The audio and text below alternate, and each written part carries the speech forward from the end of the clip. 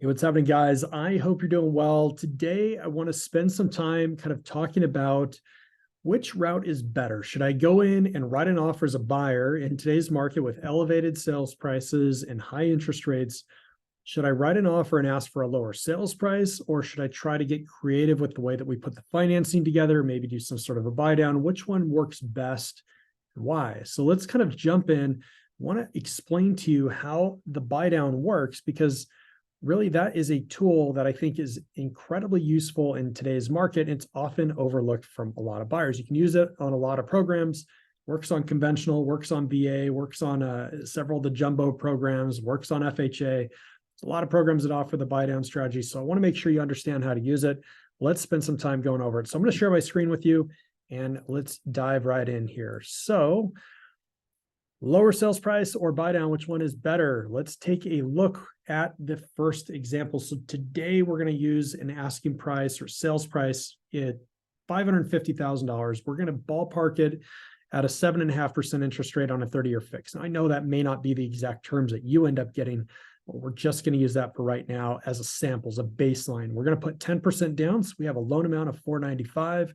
We have a total cash to close of about $69,000. Monthly payment $4,303, including property taxes and insurance. I'll show you that breakdown a little deeper into the slide deck. So if we compare that against doing a aggressive offer, let's say that we think we can get $30K off on the sales price. Well, if you do that, you're going to save some money, and obviously getting that house at $520 versus $550, it's going to drive our costs down, even at the same interest rate, same 10% down.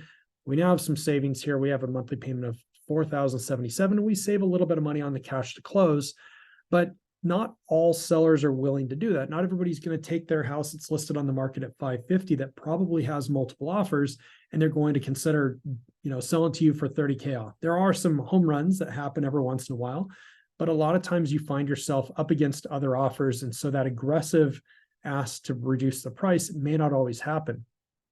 An alternative to that, if you find that you're competing on a property and you need to be somewhere in the middle, would be to use a buy down strategy. The buy down strategy in this example is using a 3% seller concession. So what we're going to do, we're going to buy the house at that same asking price of $550. We're going to get the seller to give us about $16,500. In this case, 3% of that $550, and we're going to use it to pay a little bit of closing costs, but mostly we're going to have the seller do a buy down. Now, think of the buy down like this. The seller is prepaying, or they're going to pay down your mortgage for the first 2 years. So the buy down can be done in a bunch of different ways. This is a 2-1 buy down that I'm going to use as an example. You can also do a 3-2-1 buy down. And essentially that first number, if it's a 2-2-1 buy down, is how many years that they're going to reduce your mortgage payment by. So how much are they going to offset your payment? They're going to prepay some of that payment for you.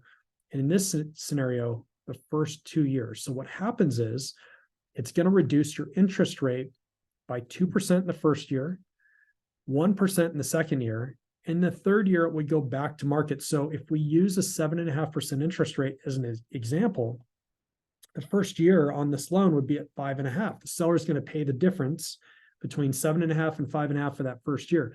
It's going to bring your monthly payment down to about $36.53. So you save a significant amount more, even though our sales price is higher. You save a little bit more in the first year. Your cash to close, it's similar. You can tell on the no buy down, just kind of face value example, needed about 69 grand to close. This one needs about 64 if we're comparing these two loans.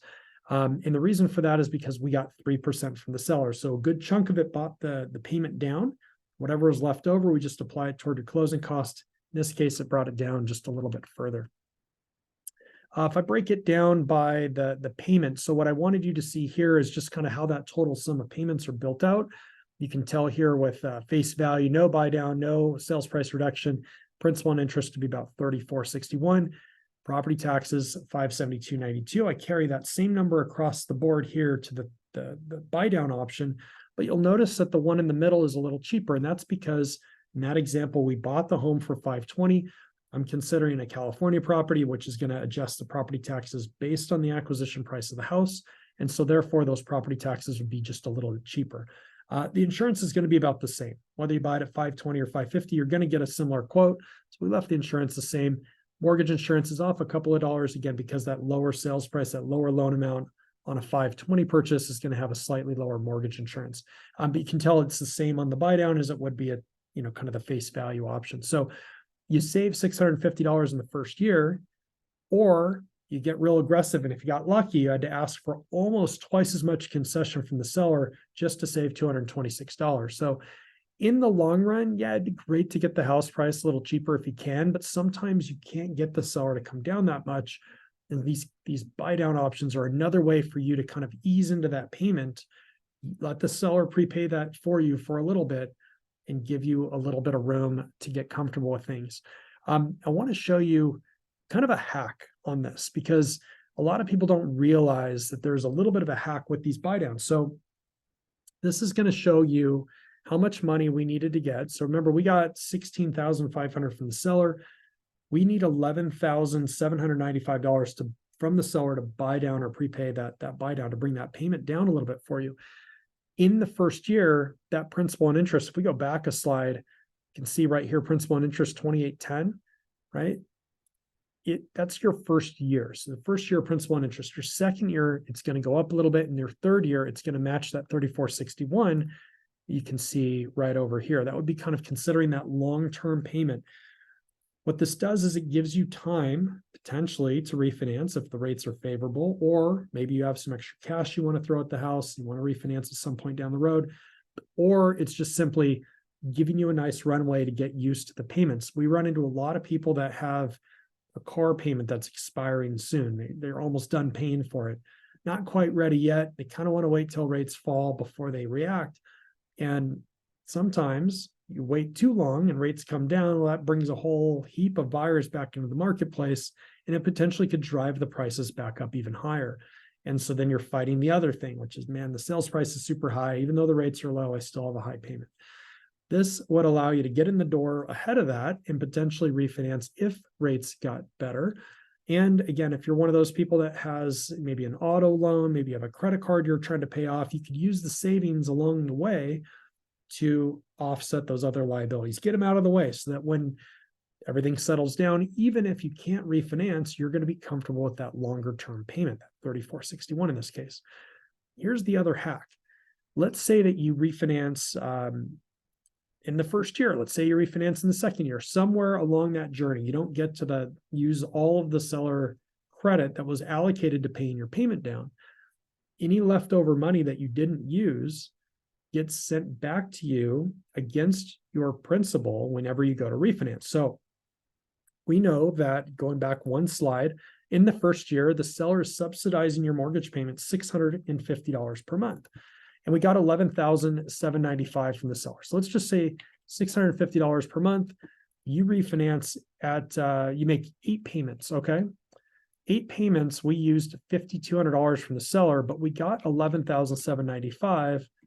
So we have $6,500 left over. That means when you refinance, that $6,500 that's left over is going to go against your principal. It's going to drive your principal that you have to refinance down so you don't lose it.